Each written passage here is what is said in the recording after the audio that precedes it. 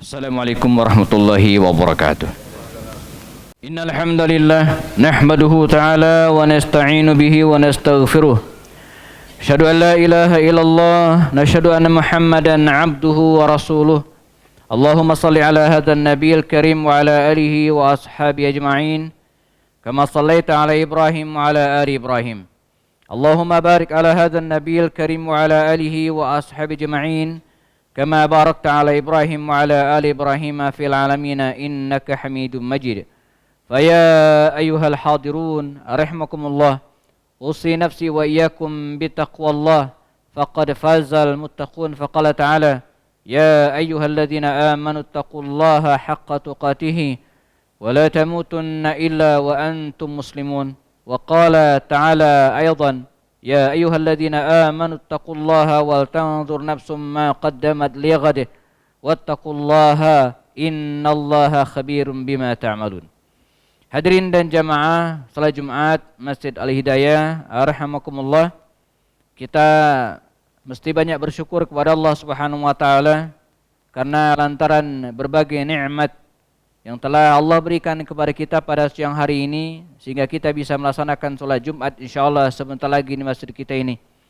Nikmat iman, nikmat Islam, nikmat kesehatan, waktu luang dan berbagai nikmat yang lainnya.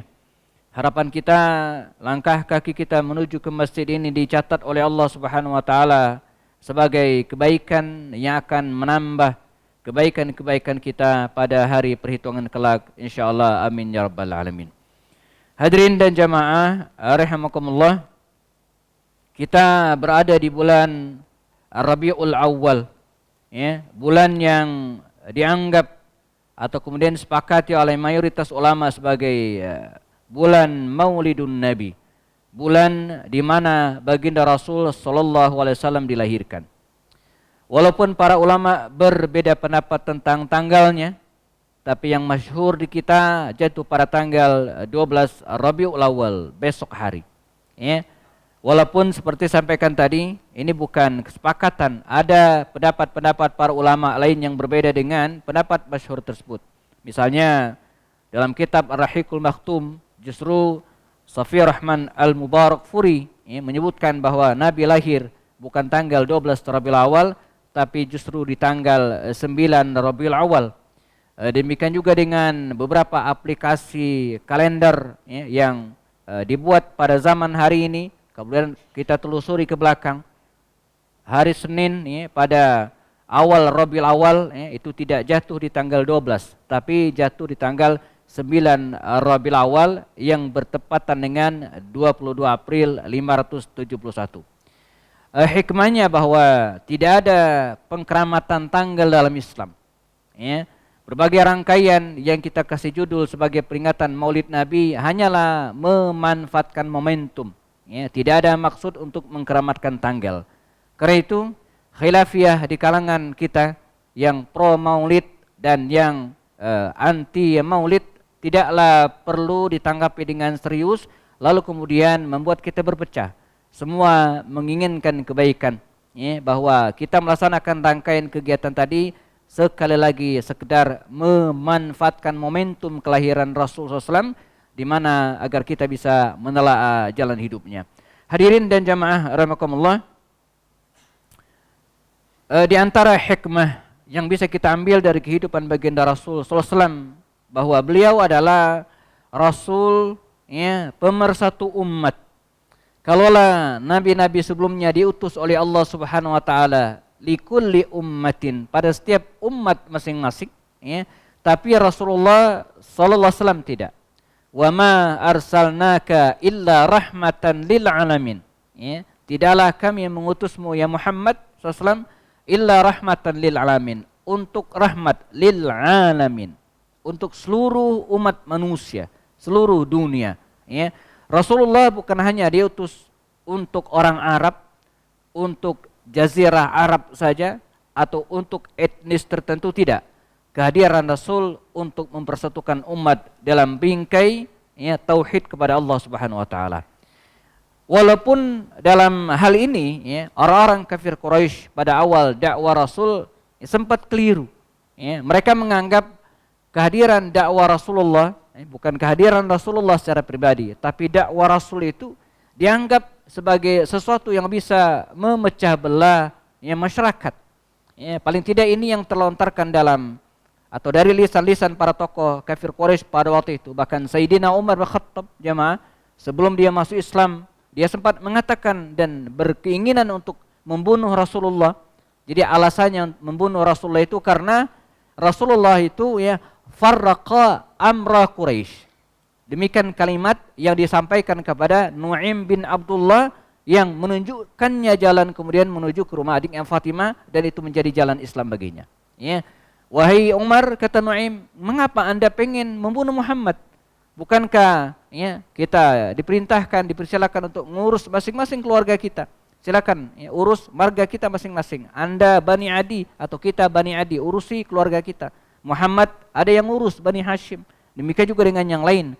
Kata Umar, tidak. Saya akan membunuh orang ini. Mengapa? Li'annahu farraqa amra Quraisy. Karena dia telah mencerai-beraikan, memporak-porandakan urusan Quraisy. Apa yang dimaksud Umar? Umar melihat bahwa kehadiran dakwah Rasulullah yang kemudian beberapa di antara mereka memeluk Islam, ketika salah seorang di antara, beberapa orang di antara mereka memeluk Islam, maka dia akan diusir oleh keluarganya. Dia akan diusir oleh ibunya, dia akan bertengkar dengan ayahnya. Misalnya Mus'ab bin Umair ketika memeluk Islam, dia bertengkar dengan ibunya dan terusir dari keluarganya. Demikian juga dengan Sa'ad bin Abi Waqqas, ketika dia masuk Islam, dia diusir oleh ibunya dan bahkan ibunya berjanji untuk tidak makan dan tidak mandi. Demikian juga dengan dua putra Suhail bin Amr, Abdullah dan Abu Jandal, diusir oleh bapaknya walaupun pada akhirnya dia dipenjara oleh bapaknya. Maka tokoh-tokoh Quraisy melihat kehadiran dakwah Rasul ini telah farraqa amra Quraisy, telah memecah belah urusan Quraisy. Tapi faktanya tidak, karena kehadiran Rasul, dakwah Rasul bukan untuk kabilah tertentu. Karena itu jamaah, kalau kita lihat as-sabiqunal awwaluna fil Islam, mereka yang masuk Islam di awal-awal dakwah Rasulullah terdiri dari syattat kabail, dari berbagai kabilah. Sebut misalnya Abu Bakar Siddiq itu dari kabilah Bani At-Taimi, Umar Khattab belakangan menyusul dari kabilah Bani Adi, Utsman bin Affan dari kabilah Bani Umayyah, Ali sendiri dari kabilah Bani Hashim, ada Sa'ad bin Abi Waqqas dari kabilah Bani Zuhra, Abdurrahman juga demikian. Jadi pengikut-pengikut Rasulullah itu bukan dari satu kabilah. Bahkan Nabi mengatakan bahwa suatu saat kita akan menguasai Romawi, kita akan menundukkan Persia, kita akan menguasai Yaman, dan wama arsalnaka illa rahmatan lil alamin, bahwa Islam itu akan mendunia menjadi rahmat bagi semesta alam. Hadirin jamaah rahimakumullah. Untuk itu juga maka ketika baginda Rasul hijrah ke Madinah, menancapkan pondasi peradaban di kota suci itu, di antara program utama Rasulullah adalah beliau melakukan al-ikha, mempersatukan kaum muslimin. Baik sesama Ansar yang semula bertengkar, mereka berkelahi, perang antar suku antara Aus dan Khazraj dalam perang Bu'ath, Rasul datang mendamaikan dua kabilah ini, didamaikan oleh baginda Rasul. Atau dengan muhajirin yang datang dari Mekah dan sekitarnya, disatukan oleh baginda Rasul SAW. Karena Nabi menganggap penting bahwa peradaban tidak akan tegak di tengah puing-puing pertikaian. Peradaban tidak akan bisa didirikan di tengah puing-puing konflik dalam masyarakat. Untuk itu, maka kehadiran Rasul ke Madinah Al-Munawwarah saat hijrah mempersatukan kaum muslimin dalam bingkai ukhuwah Islamiyah. Bahkan lewat piagam Madinahnya, Rasulullah tidak hanya ingin menyatukan sesama kaum muslimin, tapi juga Rasulullah mengajak orang-orang di luar Islam untuk bersatu dalam payung negara atau kekuasaan Madinah pada waktu itu. Kendati belakangan orang-orang Yahudi satu persatu terusir dari kota Madinah, ini bukan karena Nabi yang ingin mengusir mereka, tapi karena satu persatu dari mereka mengkhianati perjanjian Rasul dan konsekuensinya mereka harus meninggalkan Madinah Al-Munawwarah. Hadirin dan jamaah rahimakumullah, bagaimana dengan Indonesia, dengan negara kita? Jelas bahwa Islam adalah pemersatu masyarakat atau rakyat Indonesia. Dalam sebuah pengantar di sebuah acara seminar, bahkan Pak Yusuf Kalla sebagai wakil presiden dulu sebelum era Pak Jokowi sekarang mengatakan bahwa Islamlah ya, yang telah menyatukan Nusantara ini. Bagaimana tidak, ya, orang-orang Aceh misalnya, bagaimana mereka bisa merasa bersaudara dengan orang-orang Bugis? Karena mereka merasa satu saudara, saudara fil Islam. Ya. Demikian juga dengan orang Padang, ya, yang merasa bersaudara dengan orang-orang Kalimantan. Mengapa? Karena mereka merasa satu agama Islam. Jadi dengan demikian kita spirit inilah yang kemudian menjadi pemersatu rakyat Indonesia, yang kemudian bergulir terus, ya. Semangat ukhuwah Islamiyah ini meningkat menjadi semangat al-ukhuwah al-wataniyah. Di kita ada istilah al-ukhuwah al-wataniyah, semangat kebangsaan dan semangat persatuan ini yang kemudian, ya, menyebabkan kita bersatu dan memiliki cita-cita membebaskan negeri ini dari kolonialisme dan penjajahan pada masa awal-awal kemerdekaan. Sehingga bisa disimpulkan dari khutbah ini jamaah bahwa Rasulullah, ya, adalah, ya, sosok pemersatu umat, bukan hanya bagi bangsa Arab semata, tapi juga dunia. Wa ma arsalnaka illa rahmatan lil alamin. Karena itu kita yang berada di Indonesia ini yang diberikan oleh Allah Subhanahu wa taala anugerah, negeri yang luas, negeri yang kaya, bukan hanya kaya sumber daya alamnya, tapi juga sumber daya masyarakatnya juga begitu kaya. Kita terdiri dari berbagai suku, berbagai kabilah, tapi kita bisa bersatu dalam negara kesatuan Republik Indonesia. Dan bahkan ini sempat menimbulkan cemburu, ya, dari teman-teman kita, ya, dari saudara-saudara kita yang tinggal di Arab sana, di mana mereka merasa heran dengan kita, ya, yang terdiri dari iddat qabail, dari berbagai suku dan kabilah. Ada puluhan bahkan ratusan suku yang tinggal di Indonesia. Kita juga terberai dalam berbagai pulau, ada 17.000 pulau lebih di Indonesia, tapi kita bisa hidup dalam satu negara, negara kesatuan Republik Indonesia. Dan ini berbeda dengan mereka yang di negara Arab sana, terdiri dari satu ras Arabiyun, ya, Arab, ya, tapi mereka berpecah dalam berbagai negara. Ada Arab Saudi, ada Mesir yang semuanya Arab, ada Bahrain juga Arab, Qatar juga Arab, Uni Emirat Arab juga Arab, tapi mereka berpecah dalam berbagai negara. Karena itu marilah kita jamaah, ya, dengan spirit ukhuwah Islamiyah kita jaga kesatuan Republik Indonesia ini. Karena kalau Indonesia terberai, itu artinya juga memecah belah persaudaraan yang ada di Indonesia. Semoga Allah memberikan kekuatan kita, ya, kepada kita agar pada saat yang sama memunculkan pemimpin yang bisa menjadi pemersatu, ya, umat Islam khususnya di Indonesia. Sebab kalau Indonesia maju, Indonesia jaya, maka yang pertama kali akan menikmati kemajuan kejayaan itu adalah umat Islam itu sendiri insyaallah. Barakallah li wa lakum fil Qur'anil azim.